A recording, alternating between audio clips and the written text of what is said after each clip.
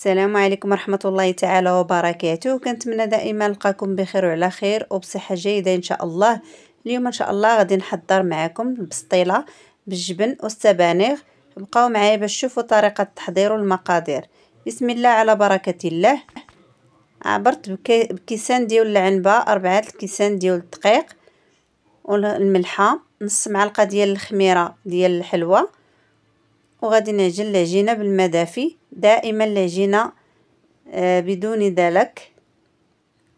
غادي نجمع العجينة كما كتشوفوا معايا، غير غادي نجمعها. من بعد ما جمعت العجينة غادي نجيب الزيت وغادي نجمعها وغادي نديرها في بلاستيكه وغادي نخليها ترتاح باش غادي نمشي نوجد الحشوه. كما كتشوفوا معايا درت قبطه ديال السبانغ، حيدت لها داك العرق ديالها وغادي نقيها مزيان باش غادي نغسلها.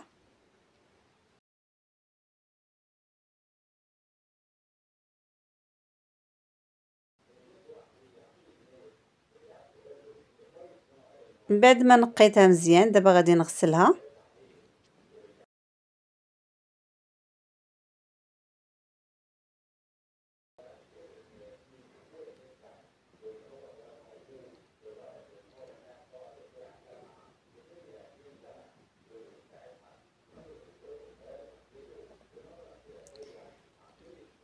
من بعد ما قطعتها غنضيف معلقه ديال الزبده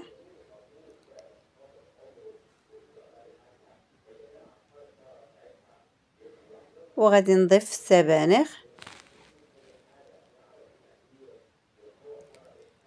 ندير لهم معلقه ديال الابزار، معلقه ديال الملحه،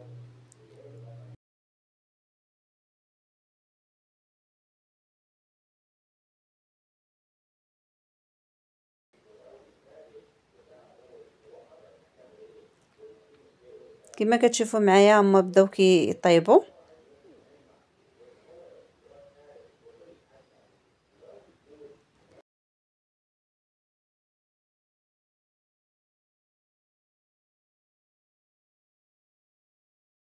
من بعد ما طابوا غادي نطفي عليهم النار.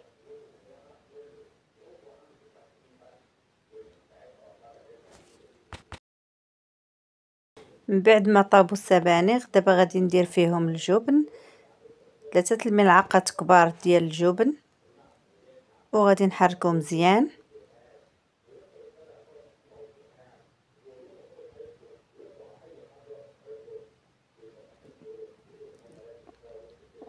من بعد ما حركته غادي نخليه على جنب باش نوجد المسمن او الورقه البسطيله.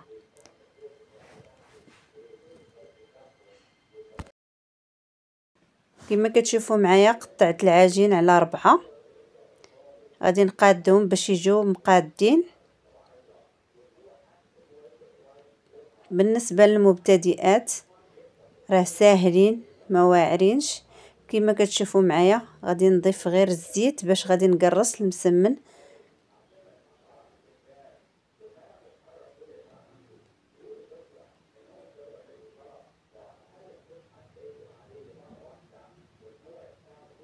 يمكن لكم تصايبوهم حتى بالورقه، انا فضلت ندير الورقه السريعه بالعجينه السحريه. كما كتشوفوا معايا راه حتى قرصتها عاد باش درت الزبده. وغادي نجيب واحد الشيفون غنمسح ديك الزبده، لحقاش الزبده الا قرصتي عليها المسمنه كتثقب. دائما كنقرصو غير بالزيت، عاش كندير الزبده من الفوق ديالها.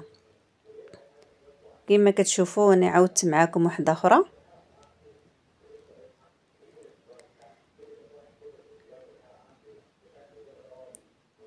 من بعد ما سرحتها دابا غادي نضيف لها الزبده بطبيعه الحال دايبه، وغادي ندير المسمنه الوسط وغنتني عليها كما الاولى.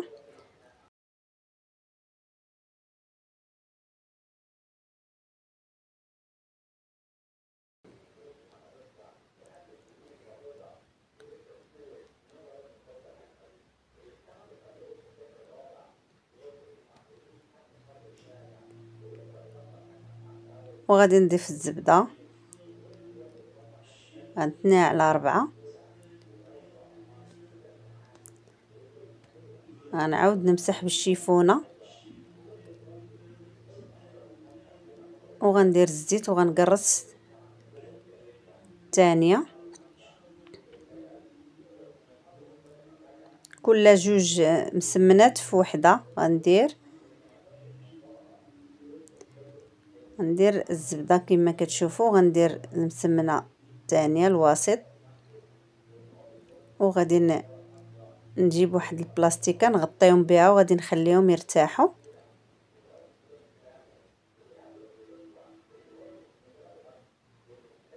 من بعد ما ارتاحوا ترخفوا مزيان، دابا غادي نقرصهم.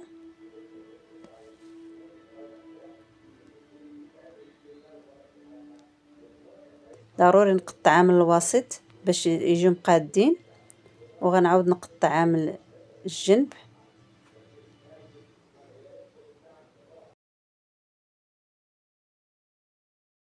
ضروري تقرصوهم مربعات كما كتشوفوا. من بعد ما قرصتهم وقطعتهم غادي نجيب واحد الغطاء ديال القرعه ديال الشوكولات او اي غطاء عندكم قد هكا، وغادي نضيف فيه العجين ونضيف فيه السبانغ باش يجيو مقادين.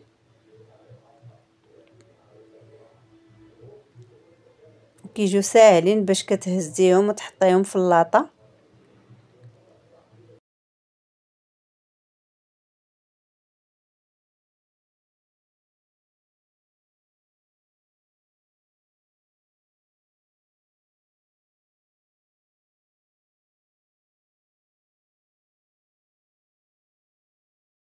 من بعد ما كملت البسطيلات، دابا غادي نجيب واحد البيضه، غير صفر ديال البيضه، وغادي نضيف فيه نص معلقه ديال القهوه سريعه الذوبان.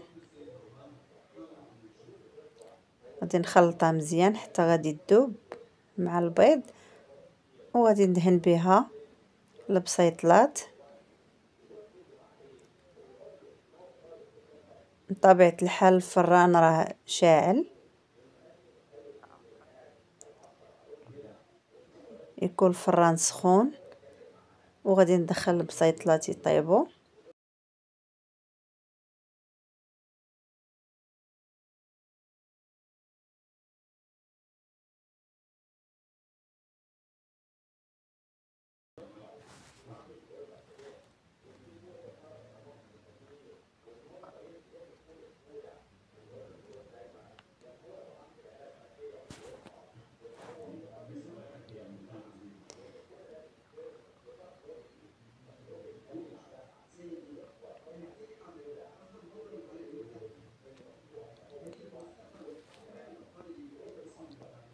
غنجيب واحد العود وغادي نثقبهم من الفوق.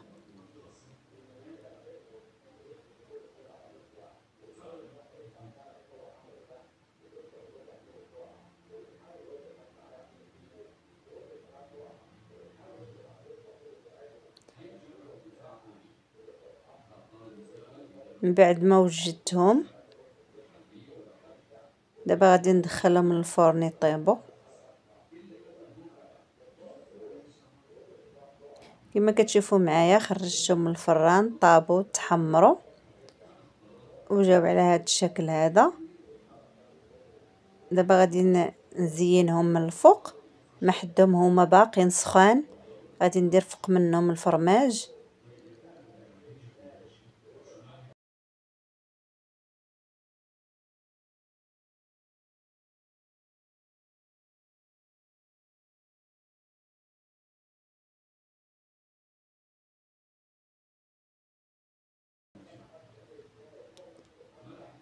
ندير فوق من الفرماج ندير السبانغ مقطعين باش غادي نزينهم. من بعد ما وجدوا البسيطلات كنقدموهم بالصحه والراحه، وما تنساوش تشاركوا في القناه وتفعلوا الجرس فضلا وليس امرا، وما تنساوش تبارطاجوه مع الاهل والاصدقاء باش تعملوا الفائده. وشكرا بزاف على المتابعه، والى اللقاء ان شاء الله في فيديو اخر.